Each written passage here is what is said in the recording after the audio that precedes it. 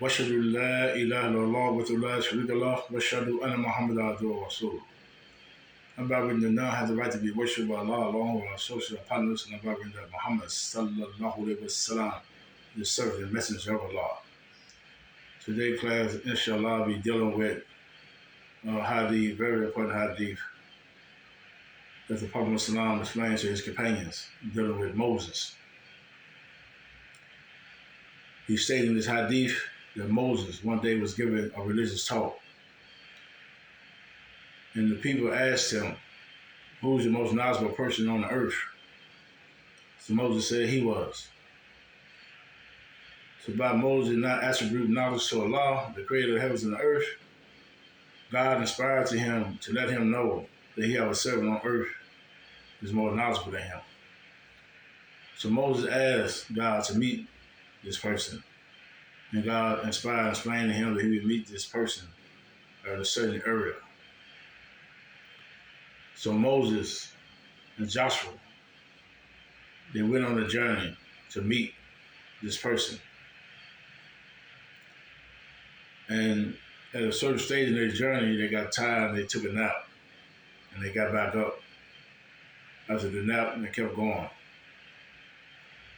And after a certain length of time after this, they got hungry.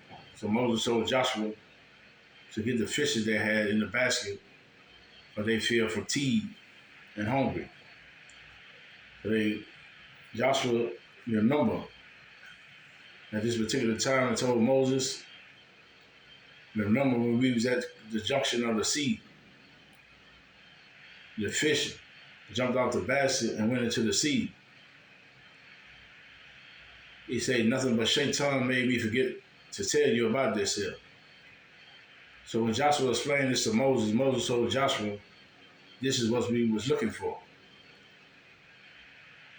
So they went back and retracted their footsteps. And when they got back to their spot, they seen Kidra. This is the person that Allah inspired to Moses that had more knowledge than him. So when Moses sent him, he greeted him and asked him, was he Kidra? And Kidra said yes. And Kidra asked Moses, was he Moses? And Moses told him, yeah. So Moses asked him, said, can I follow you to learn some of the knowledge that God had given you?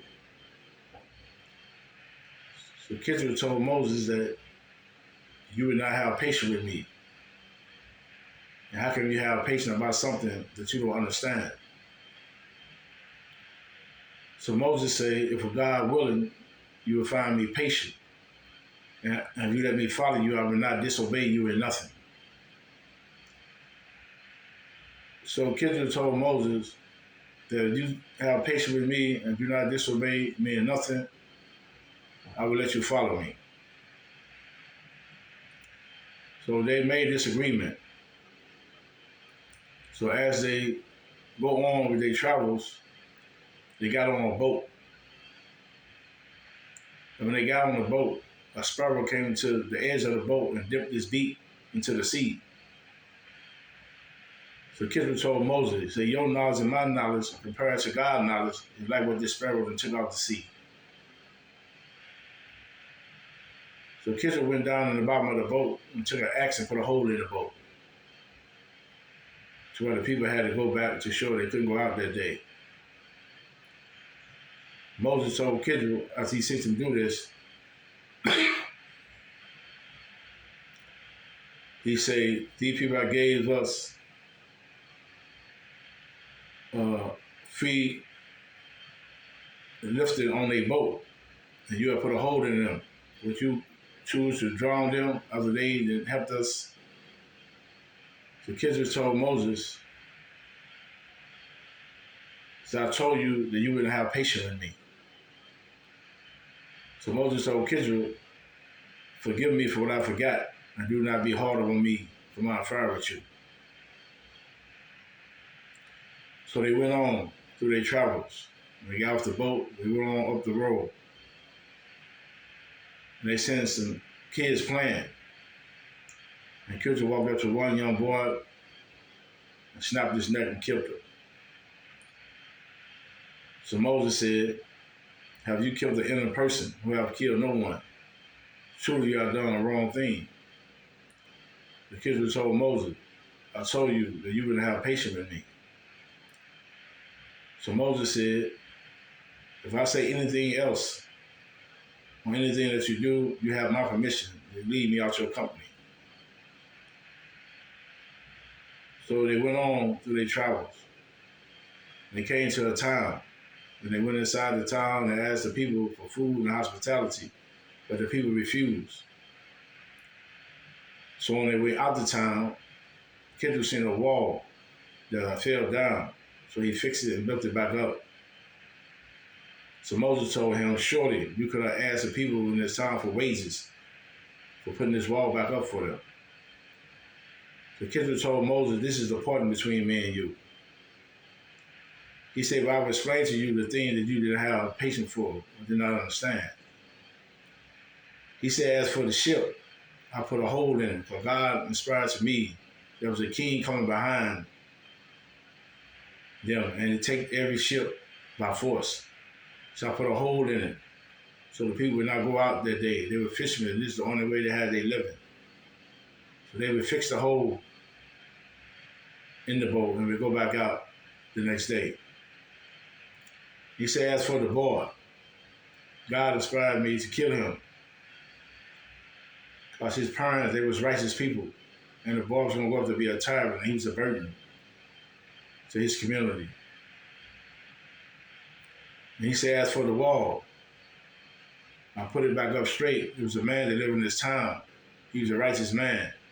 And there was no one in this town that he trusts to leave his inheritance with. So he buried his treasure up under this wall. So when he died, his kids, they were children. The next time this wall would fall down, the kids would be up in age, and they would come out and find their treasure. So he told Moses, I did nothing of this on my own. This is what God had inspired me. So you see how a lot of time we want to be the student and the teacher. Moses knew that this person had more knowledge than him, and this person was guided by God. Because he asked God to meet this individual, and he had the person to follow him so he can learn some of the knowledge.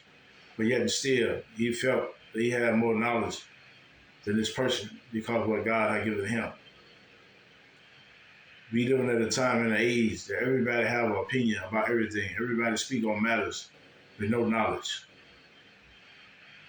Everybody say everything about anything. And this is bad. This is how the people get misguided. Me, myself, personally, I did not come out here to debate and argue with people about matters. I asked God to bless me after doing 30 years in prison to come out here and teach true Islam. So I don't have time to debate about matters that I know certain people do not have even knowledge of or a person have knowledge of. I come out here to teach. So inshallah, you brothers and sisters will learn the importance of knowledge. You have to respect it, especially the older people who have it. They can tell you things that you no other way that you may to get that's not written in books, or you can go to the computer and find out.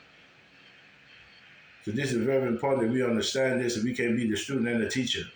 We do not speak on every matter about things that we don't have no knowledge. I told you brothers and sisters before, if your loved ones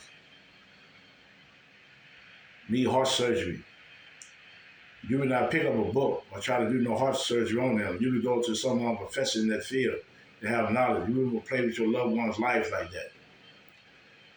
Or if your car broke down, the engine, and you need it fixed, and you don't have the knowledge, you wouldn't pick up a book and try to fix it. You would go to the people with the proper knowledge on this matter. But when it comes to religion or different social issues, everybody speak on matters with no knowledge. And a lot of time, we follow this knowledge because we don't have knowledge of ourselves or want to study nothing ourselves. And this is how the misguidance started. Everybody that speak or talk about matters they have no knowledge whatsoever about. And this is bad. And this is why the world is like it is today. And you have some people that have compound ignorance, meaning that even though they know that what they're speaking on is wrong, they don't have knowledge, they will still stand on that as though they have the correct knowledge and they're speaking the truth. So these are the type of people you stay away from, they're dangerous. I explained before that a wise man changes his mind often, but a fool never. An opinion, we know it just like what the old people said, your backside, everyone has one. So hopefully you brothers and sisters know the importance of knowledge and learn all that you can, the correct knowledge. And this is most important. You have a lot of knowledge out here that people speaking on matters and they're false. It's misguidance. So hopefully you brothers and sisters learn the correct knowledge about the creators of the heavens and the earth and any matter that you're speaking on. And if you don't have the correct knowledge on the matter, ask, study, or find out yourself. And never think for 1 second that the human being can compare or have the knowledge of the Creator. If we believe that the Creator knows all things, how does we as human beings feel that we know all things? If God's all-knowing, you don't think He's going to know what's going to happen in 2023? This is very important that we understand these matters. Alhamdulillah. Wa shukru lillahi wa atubu ilayh.